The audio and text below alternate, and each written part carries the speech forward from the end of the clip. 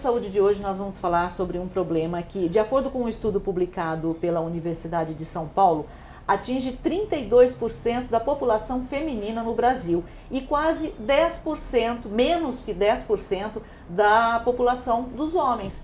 Para falar sobre a urina solta, a incontinência urinária, nós procuramos o professor doutor da urologia da Unicamp, Daniel Moser. Doutor, muito obrigada por receber a nossa equipe aqui para falar sobre um assunto sério, né? Sem dúvida. Agradeço, Ana, a oportunidade. Cumprimento também os telespectadores aí da TV Câmara. Realmente é uma grande satisfação podermos estar debatendo um assunto de tamanha relevância. Pois é, muita gente, né, as mulheres principalmente. Sem dúvida. O que é a incontinência urinária ou como muita gente chama, a urina solta? Exatamente. A incontinência urinária é o que nós podemos chamar vulgarmente de perda de urina. É um escape de urina, tá, involuntário. Então, no momento em que não se deseja que haja a saída da urina, ela ocorre. Então, quando ocorre a saída da urina, no momento socialmente não aceito. E por que é mais comum nas mulheres, como a gente viu nesse estudo da Universidade de São Paulo, 32%, mais que 32% nas mulheres e menos que 10% nos homens? Sim, você vê que esses números chamam mesmo a atenção porque é uma alta prevalência, né? Então, provavelmente existem muito mais mulheres com incontinência urinária do que nós próprios imaginamos, né? Até mesmo no nosso meio, no nosso convívio. Isso pode ser facilmente explicado pela anatomia. Quando nós comparamos homens com mulheres, nós vimos que o mecanismo de continência urinária ele é muito mais robusto nos homens. O homem possui uma uretra muito mais longa e um mecanismo esfincteriano, que é uma válvula que faz a urina que não haja perda da urina, muito mais competente. Então, pelo fato da uretra da mulher ser mais curta e o mecanismo esfincteriano menos competente do que no homem, acaba tendo mais prevalência de incontinência urinária nas mulheres. Mas as mulheres também têm outros fatores aí, né? Parto, força, Sim. Não tem tudo isso? Sim, nós sabemos que esses fatores podem sim interferir. Vamos ter bastante cuidado nessa informação para também as mulheres não acharem que o parto, né, quem vai ter um parto normal vai ficar incontinente. Não é isso. Existem alguns fatores de risco, por exemplo, relacionados ao parto. Exemplo, mulheres que tiveram inúmeros partos. Quando nós falamos em números, acima de 2 partos. Mulheres que tiveram crianças com grandes pesos, né, ao nascimento. Mulheres que tiveram um parto difícil, né, em que não tiveram uma dilatação adequada do seu canal vaginal para a concepção. E aí sim, essas mulheres começam a ter uma prevalência um pouco maior. Eu estava com 38 anos. Eu usava 220 absorvente por mês. Porque eu saía para ir trabalhar, eu tinha que levar um pacote de absorvente. Então, no dia não dava um pacote só. Então, era muito absorvente que eu usava. Foi depois da minha gravidez do meu filho, que ele foi uma gravidez pélvica. Ele gerou de travessado. Aí ele gerou em cima da minha bexiga. Aí quando eu tive ele, aí começou a soltar. Eu não podia cantar, eu cantava na igreja. Na igreja eu cantava no coral, aí eu parei. Porque conforme eu cantava, aí eu sentia que soltava um pouquinho de xixi. Aí eu falei, não, vou ter que parar, porque assim não tem como continuar. Aí, quando meu filho foi crescendo, para mim chamar ele, que ele estava no campo, brincando, eu assobiava, eu não gritava. Eu assobiava, ele já vinha correndo, para vir me encontrar, né? Aí eu peguei e falei, não, então, vou no médico para ver o que é isso, porque eu nunca tive. Aí cheguei lá, era a continência urinária, aí problema na bexiga. Aí fui fazer todos os procedimentos para fazer a cirurgia, porque ninguém merece ter que ficar fazendo xixi direto. O ângulo da bexiga é muito importante nessa hora. As cirurgias que a gente corrige isso daí, normalmente a gente corrige o ângulo da bexiga. Porque ela, com o tempo, essa frouxidão que acontece, ou, por exemplo, a paciente que teve parto normal e depois dos 45, 50 anos, ela começa a descer, ela começa a perder. Esse ângulo da bexiga, ele fica menor. Então, o que a gente tem que fazer? Normalmente, a gente tem que elevar esse ângulo da bexiga. Cirurgia, hoje a gente tem várias cirurgias para isso. Tudo isso que eu estou dizendo é para a mulher, tá? As cirurgias que tem para levantar essa bexiga, ou o ângulo da bexiga, Existe a mais antiga de todas, que é a cirurgia de Kelly Kennedy, que isso daí é normalmente o ginecologista que faz, não é o urologista. Existem a cirurgia de Burch, as cirurgias mais invasivas, que eu digo porque a gente precisa abrir a barriga. E existem as mais atuais agora, que são as chamadas sling. Sling é como se fosse colocar uma fita em volta da bexiga, embaixo, né? É tudo aberto pela vagina. A gente tem um corte nesse local e, normalmente, 2 furinhos no abdômen. E isso daí eu preciso. Esse daí, normalmente, eu particularmente gosto de fazer essa cirurgia com um urologista, porque ele vai fazer um exame dentro da bexiga para ver se realmente passou fora da bexiga. Porque, às vezes, você pode ter, como consequência, uma colocação disso daí passando dentro, aí a cirurgia tem que ser refeita, porque ocorre uma perfuração da bexiga. Mas, hoje em dia, a cirurgia é bem tranquila, 1 dia de internação, sem problema nenhum. E também existe, hoje, o que a gente fala o tratamento para paciente que tem uma incontinência urinária leve, que é o laser vaginal. É o mais novo de todos os tratamentos, em que a paciente recebe como se fosse fachos de luz dentro da vagina, e ele já melhora as 3 coisas, porque na mulher, na menopausa, ela vai melhorar a atrofia vaginal, o ressecamento vaginal, a flacidez que existe por fora da vagina e a incontinência urinária. Todos eles são feitos no próprio consultório, é indolor, não existe anestesia, e isso tudo é feito 40 minutos desde que a paciente chega até a paciente vai embora. E não se usa nenhum creme vaginal, nada, durante 15 dias. Após isso daí, ela já pode estar tendo a relação sexual normal, sem nenhum problema. Melhora muito a vagina da paciente na menopausa. Quantos tipos de incontinência urinária nós temos? Ou cada caso é um caso? Muito interessante. A incontinência urinária não é a mesma em todas as mulheres. Nós temos que diferenciar 2 tipos de incontinência basicamente. A incontinência de esforço e a incontinência de urgência. O que seria cada uma delas? A incontinência de esforço está relacionado às perdas por uma fraqueza do mecanismo esfincteriano, da válvula que segura a urina. E quando ela faz um esforço, ela acaba tendo esse escape. Quando nós falamos de perda de urgência, essa perda está mais relacionada com a bexiga. A bexiga, ela pode, por alguns fatores, sofrer algum grau de irritação, e isso desencadear contrações da bexiga em momentos inapropriados, e aí sim levar à incontinência. Então é importante diferenciar se essa perda é por urgência, mais provável que seja com a bexiga, e se for por esforço, relacionado ao mecanismo esfincteriano, e o tratamento acaba sendo diferente. Um tratamento é Como seriam esses tratamentos? Perfeito. Quando nós temos a incontinência de urgência, o tratamento, na maior parte das vezes, ele é um tratamento medicamentoso. Você pode fazer o uso de um comprimido e esse comprimido controlar essas contrações não desejadas da bexiga. Outra forma de tratamento também é com fisioterapia. E quando nós falamos em incontinência de esforço, a fisioterapia também tem um papel importante que pode resolver completamente esses quadros, e quando não é suficiente, nós partimos para o tratamento cirúrgico, que é bastante conhecido como cirurgia de sling.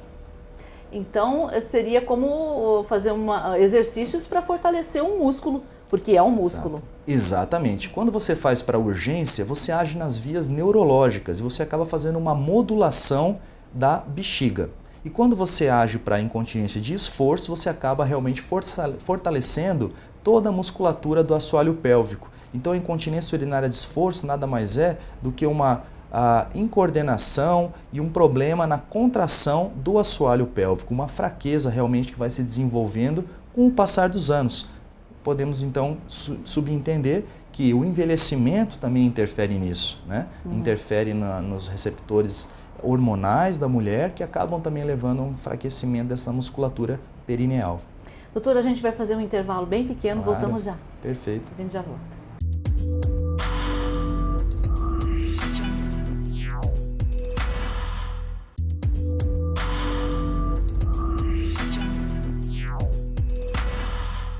Partimos agora para o segundo bloco desse Momento Saúde, que hoje está falando sobre incontinência urinária. Doutor, a gente lendo um pouco antes de vir falar com o senhor, a gente encontrou um termo aqui, é o prolapso genital. Certo. O que seria? Bem, o prolapso genital, ele é a descida ou o descenso de uma ou mais estruturas pélvicas pelo canal vaginal. Vamos traduzir isso daí? Nós temos na pelve algumas estruturas na mulher: útero, bexiga e reto. E todas essas estruturas estão em íntimo contato com o canal vaginal, com a vagina. Por uma fraqueza da musculatura pélvica, uma ou mais dessas estruturas pode sofrer uma descida e você tem aquela conhecida bola na vagina, que pode ficar um volume dentro da vagina ou até mesmo se projetar para fora do canal vaginal. Que as pessoas também falam que é a bexiga caída. Exatamente. Há uma certa confusão com bexiga caída, incontinência urinária e prolapso, então ninguém não sabe muito bem. Então acho que essa é a importância de um programa como esse que a gente pode esclarecer. Então o prolapso ele é altamente prevalente, cerca de 25% das mulheres têm prolapso e convivem com o prolapso. Quando chega numa idade mais avançada, cerca de 80 anos, 10 a 15% das mulheres já tiveram indicação da cirurgia do prolapso. E muitas acabam não operando por medo da cirurgia. Muitas vezes o familiar que tem que tomar a decisão, porque a paciente já tem mais idade e ela não consegue tomar a decisão sozinha, e eles acabam tendo medo de indicar essa cirurgia para sua mãe, por exemplo. E ela acaba passando anos e anos sofrendo com um problema que já tem uma solução muito mais simples hoje em dia. A técnica cirúrgica evoluiu bastante e a cirurgia se tornou muito segura. Eu fico imaginando aqui, a minha avó, por exemplo, ela teve 17 filhos. Com certeza ela conviveu com esse problema. Sim, é um problema que acaba ficando velado, ninguém fala que tem e acaba sofrendo por anos e anos. É uma cirurgia que, em mãos experientes, em 30 minutos, imagine isso, você resolve o problema e a pessoa passa a viver normalmente. Normalmente. Então, é um pouco assim, tirar um pouco esse mito de que algumas têm vergonha de falar sobre isso, porque a gente viu umas imagens e não são bonitas. Claro. Não é? Eu recomendo até os telespectadores colocarem esse termo prolapso genital no Google e terem uma experiência de ver o que é isso daí e divulgarem, que realmente, como nós conversamos, esse é até um dia de conscientização. O dia 14 de março é o dia de conscientização, dia mundial de conscientização de incontinência urinária. E também nesse dia entram as distopias, também chamados prolapsos ou distopias vaginais. Então é importante que a população saiba que esse problema é altamente prevalente. Se você conversar no seu meio, com certeza alguém tem prolapso, já que a incidência é de 20%, uma a cada 5 mulheres tem esse problema. E acaba não falando e não procurando, primeiro por achar que é normal e segundo por ter medo de procurar o atendimento. É desfazer o mito, né? Exato. É muito diferente bexiga caída de incontinência urinária de esforço. A incontinência urinária de esforço pode ter a bexiga caída e a incontinência urinária. Incontinência urinária é quando a mulher faz força, dá risada, tosse e ela tem aquele gotejamento. E isso daí depende do grau.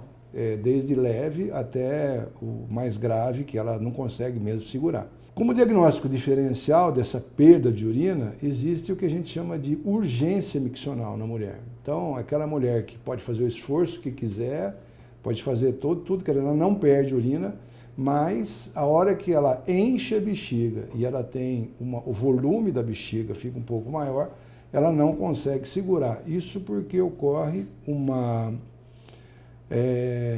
frouxidão, mais ou menos, o que a gente chama de um músculo que chama músculo detrusor da bexiga.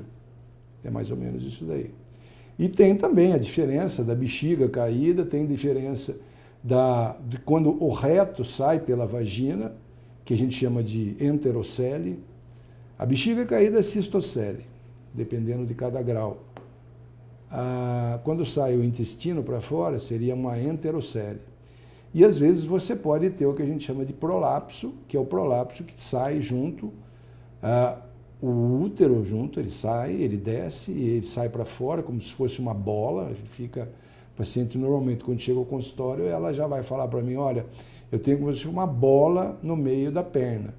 Então isso eu já sei mais ou menos o que ela deve estar tendo.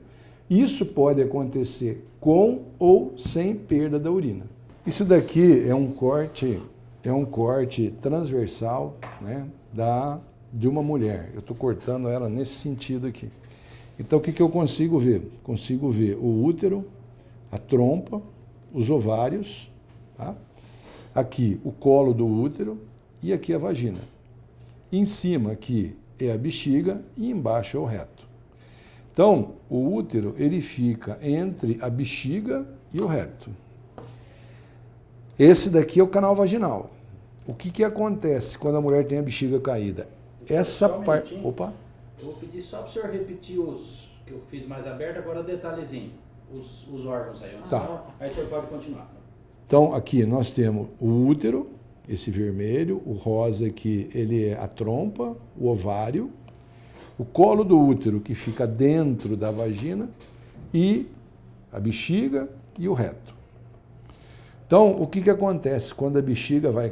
Existe uma frouxidão dessa área aqui, dessa parte aqui. Com isso, ela vai descendo aqui. E a uretra, que está aqui na ponta, aqui na pontinha, ela começa a diminuir o ângulo e com isso ela tem a perda da urina.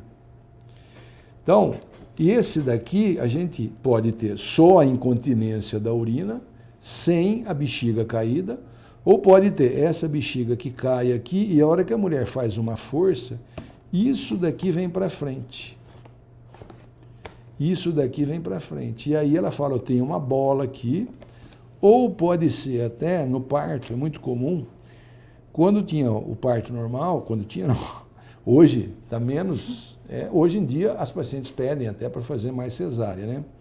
Mas o parto normal a gente faz aquela episiotomia, que é um corte nessa região, e com isso a musculatura da parte de baixo da vagina, que é aqui embaixo já tem o reto, ele sai para fora também, a gente chama de enterocele.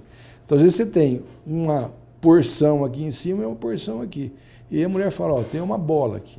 E às vezes pode acontecer, de tanta força que ela fez, vários filhos, o útero vir junto para cá e sair aqui fora. Então, são assim, casos mais extremos que a gente tem que fazer. Esse a gente chama de prolapso total. Para entender um pouco mais como é que funciona o controle da bexiga, Legal. É uma curiosidade agora. A criança, ela em determinado momento ela fala, em determinado momento ela anda, em determinado Exato. momento ela para de fazer xixi na fralda. Exato. Como é que acontece isso? Bem, Ana, nós temos percentuais para poder explicar isso melhor de uma forma mais didática. Nós temos que aos 5 anos, praticamente 60%, 70% das crianças já adquiriram a continência urinária, ou seja, elas não perdem mais urina. Então nós temos o quê? Que cerca de 30% das crianças ainda podem apresentar algum grau de incontinência e isso não é necessariamente uma doença, é o próprio tempo da criança. À medida que os anos vão passando, esse percentual de crianças incontinentes vai diminuindo. Quando nós chegamos aí com uns 10 anos, 20% apenas delas ainda têm incontinência. Aos 12 anos, ainda 5 a 10% das crianças ainda têm incontinência. E aos 14 anos, a maioria está resolvida.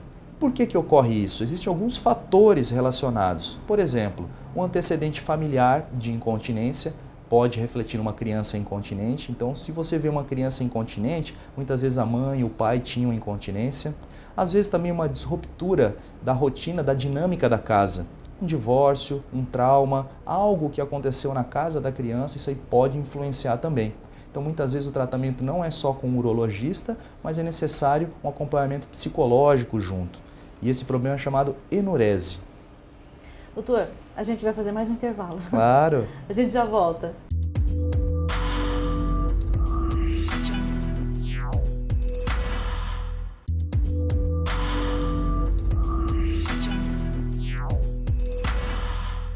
Terceiro e último bloco do Momento Saúde, que hoje está falando sobre incontinência urinária e como é fácil resolver.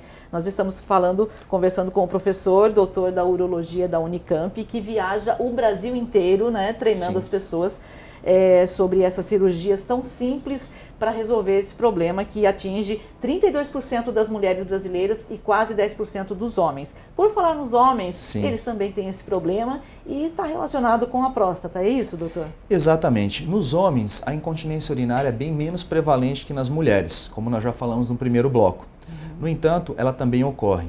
A principal causa de incontinência urinária nos homens está relacionada a procedimentos cirúrgicos. Homens que se submetem a cirurgias prostáticas são os que acabam ficando com maior taxa de incontinência urinária. As duas mais comuns são a raspagem da próstata, também com o nome científico ressecção da próstata, e a prostatectomia radical, a retirada da próstata devido a um câncer. Então, um percentual de cerca de 2 a 3% de homens que submetem a essa cirurgia acabam ficando com incontinência. Além da causa cirúrgica, também existe uma incontinência devido a um problema na bexiga, como na mulher. Quando a bexiga se contrai em momentos que não deve se contrair, que é a chamada bexiga hiperativa, também pode levar à incontinência urinária. Mas tudo isso tem tratamento, né? Sem dúvida. Como você falou, as cirurgias evoluíram bastante, os materiais disponíveis para cirurgias evoluíram bastante. Hoje nós desenvolvemos um programa chamado Programa de Preceptoria em Cirurgias do Assoalho Pélvico. Nós percorremos o Brasil todo levando esse conhecimento a médicos que não têm tanto volume nesse tipo de cirurgia. Então, com dispositivos conhecidos como sling masculino ou esfíncter artificial, o implante desses dispositivos leva à continência completa nesse grupo de pacientes. Então, realmente existe solução caso você tenha esse problema. Procure o seu urologista, que você não precisa estar convivendo com isso até o final da sua vida. É como a gente estava dizendo, às vezes a gente convive com um problema a vida inteira e de repente descobre que poderia ter tido uma vida normal, como Sim. é a cirurgia, essas cirurgias que o senhor está falando, Exato. nas mulheres, nos homens, dá Exato. para ter uma vida, uma qualidade de vida, continuar tendo qualidade Sim. de vida, né? Mesmo Sim. com esses problemas. Sim. Não é isso, doutor? Exato. Hoje, o que nos move e nos motiva realmente é dar qualidade de vida aos pacientes, né? Antigamente, simplesmente curar um câncer acabava por ali. Hoje não. Hoje é só uma etapa. Porque a qualidade de vida vem na sequência e a qualidade de vida é possível mesmo nesses pacientes que ficaram prejudicados. E a informação, ela é vital, né? Então, nós tendo essa oportunidade de divulgarmos que as técnicas existem, que a cura é possível, eu acho que é uma grande benfeitoria de utilidade pública que estamos fazendo aí aos nossos pacientes e aos cidadãos. Então vamos encerrar com dicas para que as pessoas identifiquem, né? Perfeito. Como é que eu faço para saber se eu estou já com algum problema de incontinência urinária, ao tossir, vazou um pouco de urina, já é um indício, um aviso? Vai procurar um médico? Já é? Sim, perfeito. Vamos falar então separadamente a incontinência urinária nas mulheres. Você tendo sintomas de urgência miccional e esse sintoma ele acaba sendo muito frequente, você teve um dia, outro dia, você está por semanas já tendo esse problema, realmente é o motivo de procurar um urologista para uma informação. Sintomas isolados acabam não sendo tão importantes, porque se você tiver um problema de bexiga, ele vai persistir e vai te incomodar ao longo do tempo. Agora, falando da incontinência de esforço, também nas mulheres, realmente pequenas gotas já podem ser um início. É um demonstrativo de que há uma fraqueza da musculatura perineal e de repente uma fisioterapia já pode resolver esse quadro numa fase inicial. Nos homens, a incontinência urinária, se ela for por cirurgia, vai ter um motivo relacionado. Agora, caso ocorra com urgência miccional, pode estar também relacionado a algum problema prostático. Então é muito importante também que o urologista seja consultado para esclarecer que não há nada de errado com a próstata e com a bexiga desse homem. Então fica aí o recado, deixe a vergonha de lado. Exatamente. Não é porque a qualidade de vida é muito maior que isso. Sem dúvida. E muitas vezes problemas tratados logo no início são muito mais fáceis de resolver do que se nós deixarmos aí problemas se tornarem crônicos. Doutor, muito obrigada por tudo. Foi de grande valia, a gente aprendeu muito com essa entrevista de hoje. Ana, eu que agradeço essa oportunidade, porque nós podemos estar conversando, esclarecendo a população. Sem dúvida, é o que nos motiva. Tá certo, muito obrigada. Esse foi o Momento Saúde, falamos sobre incontinência urinária. Obrigada por ter ficado com a gente.